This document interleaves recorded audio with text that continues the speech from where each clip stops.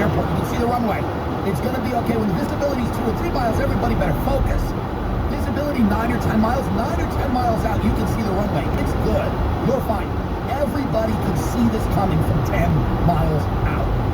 The media has been covering for Biden because they thought if they just covered, lied, shut up, and the campaign just dribbled him out for a press conference here, State of the Union there, very scripted, very tightly controlled appearances, that he would never reveal the extent of his dementia, and the country could be continued to be run by the people around Biden, primarily his advisors, people that we've heard of, people that we haven't heard of, but that the country would be run by people in the Democratic leadership, people behind the scenes, the military, interests that are defense related, and all these people would be just, they were allowed to do whatever they wanted because the face of the operation, Scranton, Joe Biden from Scranton, PA, would be kept safe by the fact that everybody was lying. The media was lying.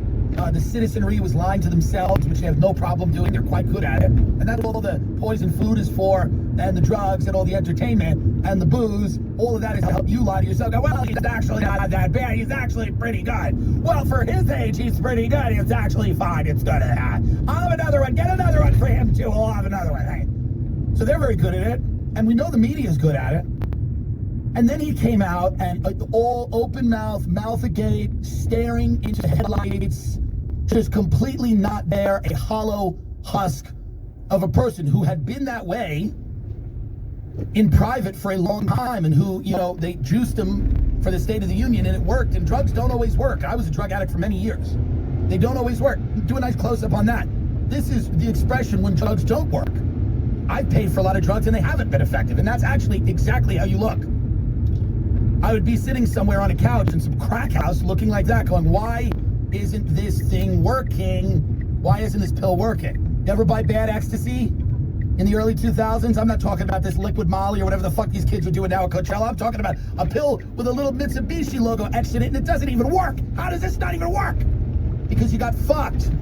So whatever they shot him up with, whatever fucking Pulp Fiction adrenaline shot they gave him through the fucking heart plate, chest plate, breastplate, whatever. As I said, I'm not a doctor. Jill is. But whatever, that didn't work here. It did for the State of the Union. He wasn't great. He was still showing signs of, if we were an honest society, you're not, but if we were, you would watch the State of the Union and go, he's too old.